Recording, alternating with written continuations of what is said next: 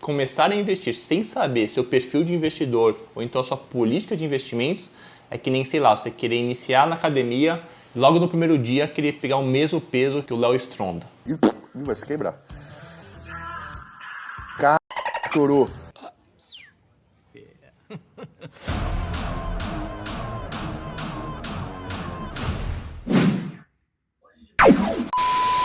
Antes de iniciar qualquer investimento, é muito importante saber seu perfil de investidor. Aqui o contexto é muito parecido quando você inicia na academia, você tem que preencher um formulário com seu nome, idade, peso, altura, quais são suas restrições, se toma medicamento ou não e principalmente saber qual que é o seu objetivo. É qualidade de vida? É emagrecer? É ficar fortinho? É o quê? E aí a academia com essas informações acaba moldando um treino específico para cada aluno respeitando essas individualidades. E nos investimentos é algo bem parecido. Quando você abre uma conta numa corretora, como por exemplo na XP, eles pedem para você preencher o seu suitability, que é o seu perfil de investidor.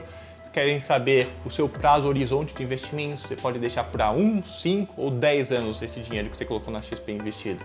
Qual que é o seu nível de conhecimento, por exemplo, você já fez alguma faculdade que você teve que aprender do que se trata uma ação, do que se trata o CDB, se você é mais leigo, se é mais avançado, enfim, com base em todas essas informações, acaba saindo o resultado do seu perfil de investidor, se é mais conservador, moderado ou agressivo. E aí, cada perfil pode acessar um tipo de investimento de acordo com o seu risco. No entanto, há alguns problemas nessa linha de raciocínio e aqui eu vou citar alguns exemplos. Será que o Joãozinho, que preencheu o suitability e deu um perfil conservador, não pode aplicar nada em ações e criptoativos? Se ele investir 10%, 20% até mais que isso da sua carteira total nessas classes de ativos com maior risco, com certeza não condiz com o perfil de investimento dele. No entanto, se ele colocar 0,001% do patrimônio total dele nessas classes, será que ele está deixando de ser conservador? E um outro problema, será que conseguimos colocar toda a população brasileira, mais de, sei lá, 200 milhões de brasileiros, em apenas 3 caixinhas, conservador, moderado e agressivo? Com base nesses gaps, digamos assim, a XP lançou o Genius.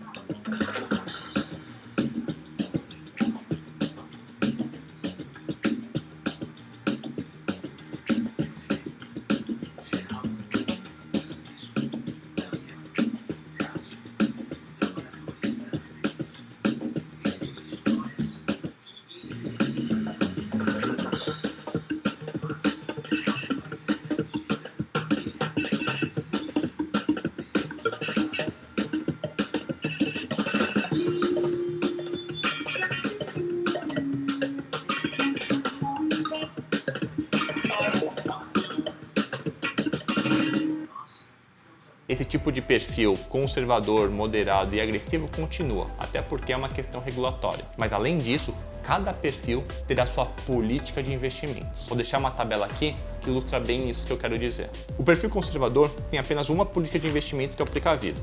O moderado já tem 4 políticas de investimento. Começa com cauteloso, depois vai para o defensivo, depois para o estrategista e termina no visionário. E o agressivo vai do energético para o destemido e termina no ultra. Veja que cada uma dessas políticas tem uma volatilidade alvo e um limite de pontos. Todo investimento que você faz na XP tem um certo risco e ele é mensurado por pontos. Nesse cálculo é considerado 3 principais riscos. O risco de mercado, que tem a ver com a volatilidade, os sobes e desces. O risco de crédito, que aqui é o risco de renda fixa, que renda fixa nada mais é do que você emprestar dinheiro.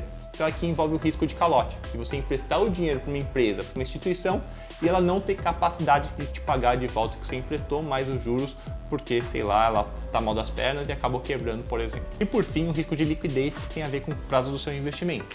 Se eu tenho um CDB de 7 anos, e um outro que é o mesmo CDB, mesmo banco, mesmo emissor de 2 anos, claro que se de 7 anos, por eu ter que deixar durante esses 7 anos, o risco é maior do que esse daqui. Na própria plataforma da XP, antes de você investir, você consegue ver a pontuação de risco de cada um dos investimentos, seja renda fixa, fundo de investimentos, etc. Então, todo investimento que você faz, a XP calcula automaticamente esse risco que você tem na carteira. Vai ver o quanto você está investindo, claro, analisando o contexto geral que você tem na XP. Se você tem 100 mil reais, está aplicando R$1.000 no produto, isso é 1% da sua carteira, vezes o risco do determinado ativo que você está alocando, vai dar o resultado A. Daí o segundo investimento, a mesma linha de resultado, vai dar resultado B, C, D, e aí o consolidado disso tudo é o risco que você tem na sua carteira total. Deu para entender? Meio confuso, mas eu acho que é isso. O mundo perfeito, que eu acho que ainda não tem, seria considerar a correlação desses ativos para analisar o risco total da carteira e não simplesmente ficar fazendo essa média ponderada simples. Por exemplo, vou citar 2 investimentos aqui. Um seria a Bolsa Brasileira, vamos supor um fundo de ações, e um outro investimento seria um fundo global, internacional, que acompanha uma moeda forte que é o dólar. Se eu olhar e analisar separadamente esses 2 ativos, eles são bastante voláteis, tem bastante sobes e desces. Vamos supor que cada um deles tem um risco 20. Se eu alocar todo o meu patrimônio, tudo que eu tenho na XP, nesse fundo de ação que tem risco 20, minha carteira vai ter risco 20. Idem com o fundo internacional, que também tem risco 20. No entanto, no momento que eu coloco 50% do meu patrimônio nesse fundo de ações Brasil e os outros 50% restantes nesse fundo internacional atrelado ao dólar, o risco da minha carteira não vai ser 20, vai ser menor devido à correlação negativa entre esses 2 investimentos. Geralmente eles andam em direções opostas, enquanto a bolsa está subindo, o dólar está caindo, ou então o dólar está subindo, a bolsa está caindo, e isso é muito bom porque diminui o risco da sua carteira. Se complicou, recomendo que assista esse outro vídeo aqui, que eu falo do poder da diversificação dos investimentos, cito o Markowitz, que foi um ganhador do Prêmio Nobel, então vale a pena assistir. Resumo da ópera, o único almoço grátis no mundo dos investimentos é a diversificação. Enfim, voltando ao tema aqui do risco da sua carteira, se eu não me engano, essa variável super importante da correlação entre os ativos não está sendo considerado na composição do risco total da carteira. Se tivesse, seria perfeito. Voltando para a tabela, o ideal é não passar o limite de pontos. Você até consegue, desde que respeite o seu limite do perfil. Por exemplo, imagina que eu sou perfil moderado com política de investimento estrategista. Eu até posso ultrapassar o limite dos 20 pontos de estrategista, só que terei que assinar um termo lá de ciência de risco e não poderia ultrapassar o teto de pontos do perfil moderado, que é de 25 pontos. Esse é o teto máximo que eu posso chegar. Se eu ultrapassar o limite de pontos do perfil moderado, eu não conseguirei fazer a aplicação, a não ser, claro, que eu preencha novamente o suitability e eu saia do moderado para o agressivo. A grande lição que eu quero deixar isso daqui é que você preencha honestamente tanto o seu perfil de investidor, quanto a sua política de investimentos, com base de fato no seu contexto, no seu momento de vida. Não tente burlar o sistema querendo colocar no agressivo, na política de investimento ultra, para poder fazer tudo com seus investimentos. Essa funcionalidade, digamos assim, é mais para te ajudar e evitar que você corra riscos desnecessários que você não esteja querendo correr. Então não adianta você ter uma Ferrari turbo, sendo que você acabou de tirar carta no Detran. Não, pode ligar o carro, ligue o carro. Olha aí. Pelo menos ligar o carro já sabe bem direitinho. Tem gente que dá na chave e fica segurando a chave. Pelo menos isso aí já sabe. Agora sai bem devagarzinho.